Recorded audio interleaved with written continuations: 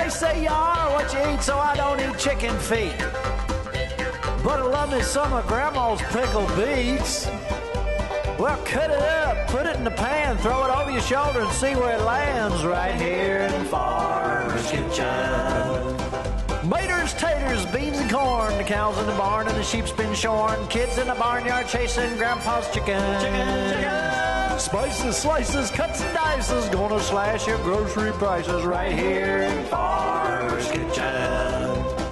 Help you grow your garden good with recipes to suit your mood. Try some grub you've never tried before. Smash it with a wooden mallet, gonna educate your palate right here in Farmer's Kitchen, in Tim Farmer's Country Kitchen. We're gonna cook something good now. Funding for Tim Farmer's Country Kitchen is brought to you by the City of Stanford, Kentucky. Come back home to Stanford.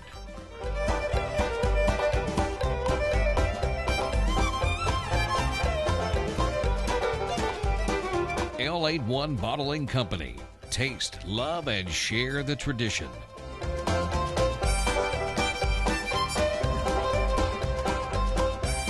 Woods Equipment Company has every tool you need to make working the land as rewarding as hunting it. Good Foods Co-op, Marksbury Farm Market, Weisenberger Mill, your village shop. Hello and welcome to Tim Farmer's Country Kitchen. Hello, Mrs. Farmer. Hi, Mr. Farmer. Nice of you to join me in the cabin today. Thank you. You know what? We had a wasper attack. Yes, we did. Did you ever hear anybody call them a wasper? No. Is that new? That's Eastern Kentucky. Okay. You know what? We've got all kinds of things going here today. We got lamb chops. Love lambs. We were doing our live show. Craig Cornwell said, when y'all going to do some... Now, we already had it planned, Yeah. but he's going to be happy to see this going. I think he wanted to taste them too, though. We should have invited him over. We cannot feed the whole KET staff all the time. That's true. That's true. Can't be held responsible for that. But you know what we do have? We're going to give you 3 ways to cook these. Now, if you have a Himalayan salt block and you want to use it for this cooking plate, you can do that. That is probably your simplest option, your absolute simplest option. Now, we're going to do some things here today. And what does that include? Go ahead and put just a little bit of oil on there. All right, so we've got our temperature up here, around 500 degrees. Now, later, we've got this spinach here. You've seen us do this. This is not anything special. You've seen it a million times. We take our spinach, you've seen John and I do it, and our onions. We pop that on there, turn that over, boom, boom. Now, tonight, we got several ways we're fixing lamb. The first is right here, boom. Yum. On the salt. Now, guess what? You don't have to season this. Do you hear the sizzle? Wow. It's just that simple. Now, if you don't have that, we're going to show you 2 other ways to do it. Now, recently, well, I shouldn't say recently, our whole lives, we have been going to restaurants and thinking, That tastes good. Let's try that at home. Exactly. That's right. I think you can read my mind. So the other night, we're eating it here in town, one of our favorite places. And you know what? There was something that was really kind of unusual. It took us back. Right. Now, Nicki is the potato expert. Yes. I love potatoes. Why do you love potatoes? I do. I could eat them breakfast, lunch, and dinner. And you do? I do. I love them. When I wake up in the mornings, I always smell potatoes. Well, they're good for, as hash browns. They are wonderful. Yeah. We've got this up to 500 degrees. We want a little bit of brown on each side and a lot of pink in the middle. That's just us. If you want it longer, knock yourself out. Now we're just going to eat this, or let me grab one and just chop? You know what? I think we should. We're kind of hungry. Yeah, just an appetizer. So this is going to be our appetizer. Now, if you want to, you can put a little seasoning on it. If you wanted to put just a little basil pesto, now it's going to leave a little taste on there, but again, all you do is scrape that off with a spatula and you're done. All right, you think those are ready? I want to eat them. You want to eat them? I want to eat them. Those look absolutely wow. beautiful. We're going to let those rest for just a minute, continue to cook. Look at that fat. Set that right there. Now, that is one way. And that's probably the easiest way. So, what we're going to do is show you how to do this in a pan, in a skillet. Good idea. You've got your potatoes going. Let's take this and set it off to the side. Okay. And then we're going to show them the other way.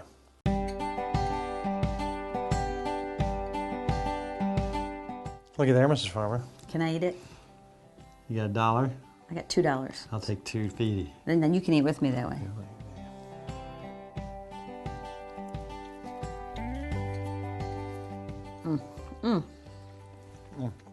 Yum.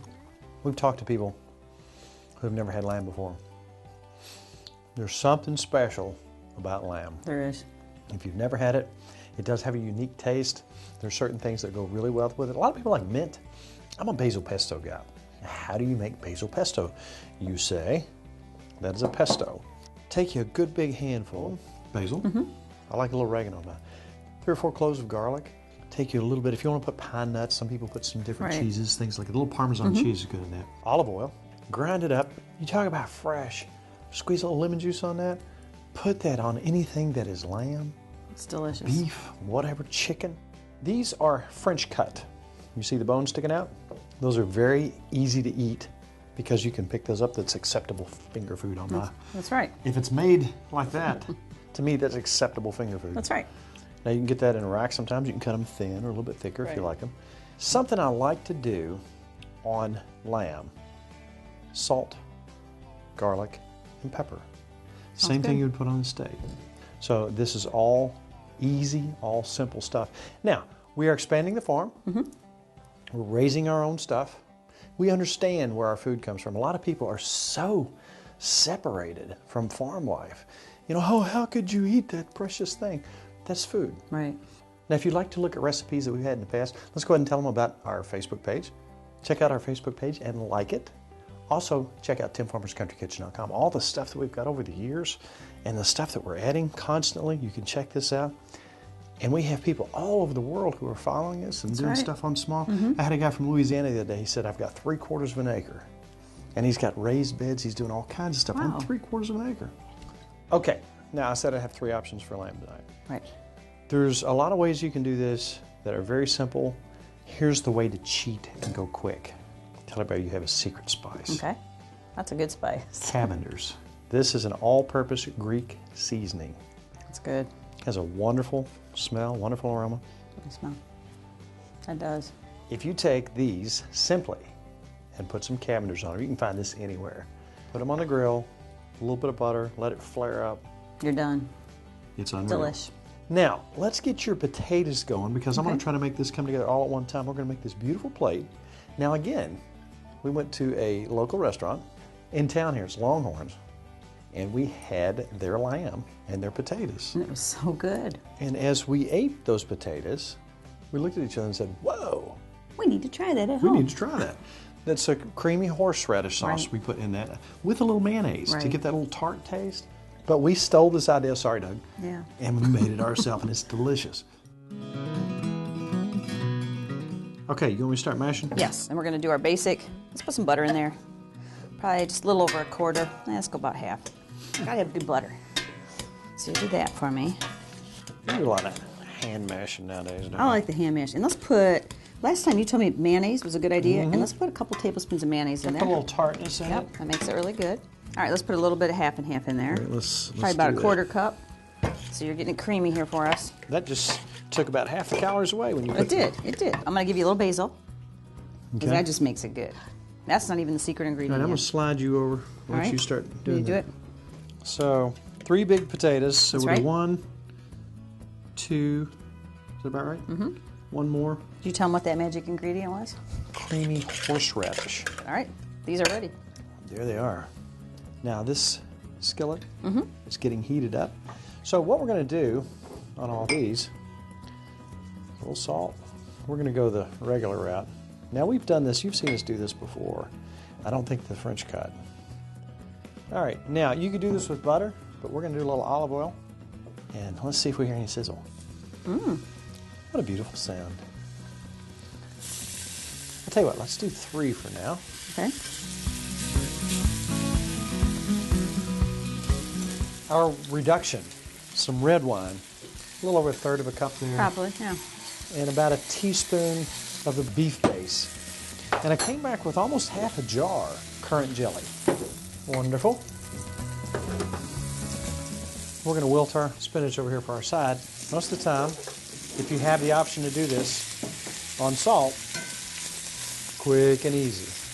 All this stuff's going to come together in a very short amount of time. Now, my reduction, as soon as it starts to thicken up, we're good to go. Okay. Oh, by the way, I wonder if anybody would want to see puppy footage. I think we've got some.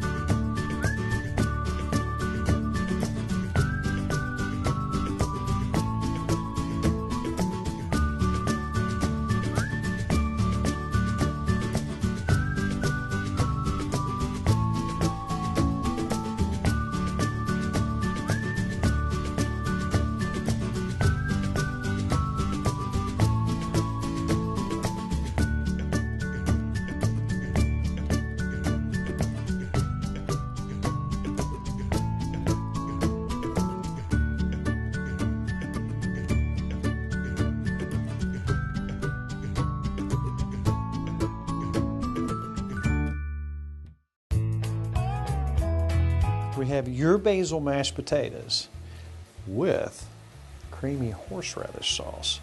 Yum. Just enough for a taste, not to overwhelm it. We come back with 3 very thick Yummy. French cut Looks good. lamb chops. Now, a lot of people would really be careful and they don't have a little bit of this, but This is so good. we're out of control. Looky, Mrs. Farmer. Wow. You know, the thing that we really found out on this plate that's different is the mashed potatoes. You love that nut sauce, don't you? I do. But the horseradish, Great idea. Whoever thought of that. here's the fun part. Give me a little one. Delicious. So we have all kinds of protectors. We have all kinds of critters, and we have fun watching them in the evening. Right. Sometimes we'll take a chair in the field and just watch them. Entertainment. Entertainment. Watch the babies bounce. Well, go out with us and let's get entertained.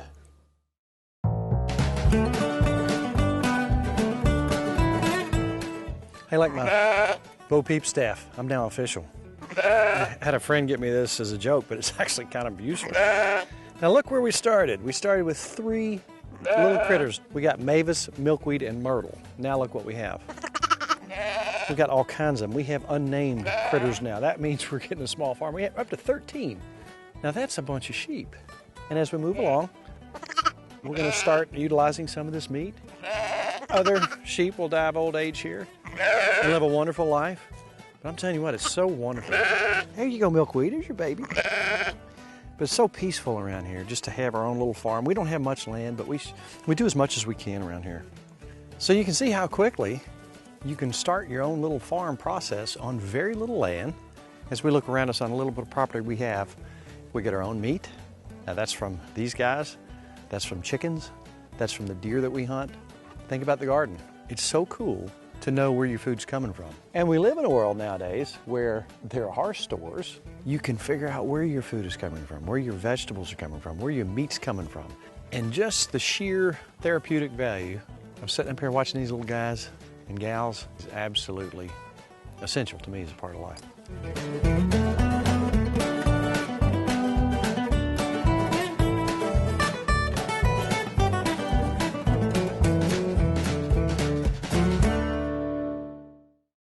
You know what?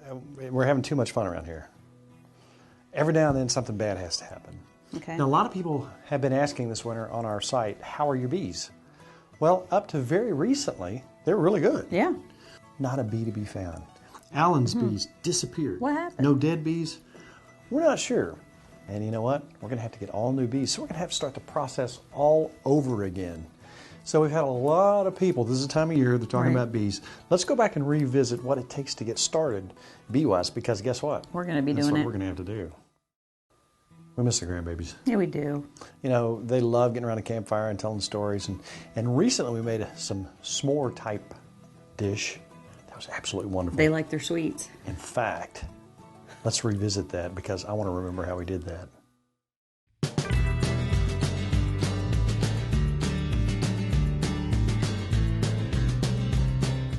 We're going to take 2 sticks of butter and 4 eggs and 2 cups of sugar, half a cup of cocoa, teaspoon of vanilla, teaspoon of cinnamon, half a tablespoon of salt, half a tablespoon of baking powder, 2 cups of flour. Whisk the butter and the cocoa and the eggs. Add all the ingredients left except for the marshmallows and the candy. We're going to get our Dutch oven up to 400 degrees and bake that for 15 minutes. All right, now on the pan, one thing we got to remember, whether you got a 10-inch, a 12-inch, look at your chart. We'll show you this chart right here. Look how many coals you put on the top or the bottom. You can look at this online and find out where 400 degrees is, and that's how we're going to do it. I'm moving these out from under the bottom because I don't want the bottom to work anymore. We're going to put our candies on top. We're doing about 12 of them. We're going to crunch those up, spread those evenly around. I got these, they're made for s'mores, but you can lay them down a lot more evenly.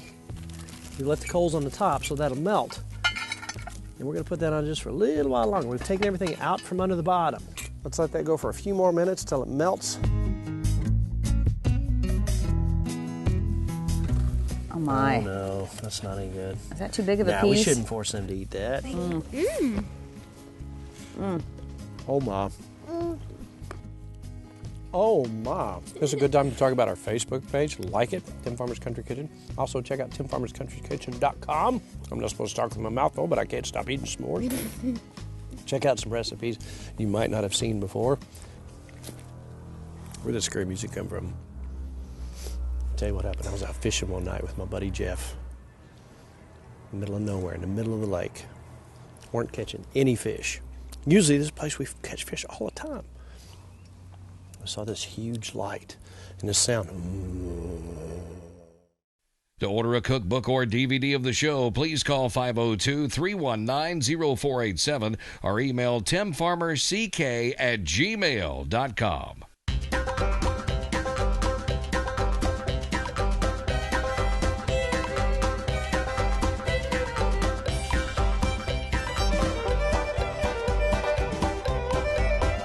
Special thanks to Furniture World Superstore, Housewarmings, Lodge Cast Iron, Tater Knob Pottery and Farm.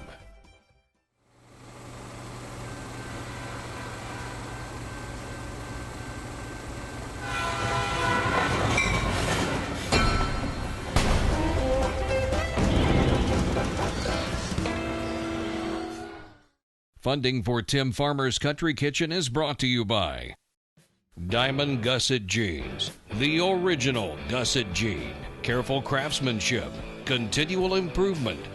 Diamond Gusset Jeans, born and worn in the USA since 1987. So, Jill, I know the markets have taken a hit lately. Just wanted to touch base. How did Edward Jones come to manage over $800 billion in assets? Here's our latest market outlook, and there are 2 things that I'd like to point out. So that's interesting. You know, we had spoken about that before. Through FaceTime when you really need it. It's how Edward Jones makes sense of investing.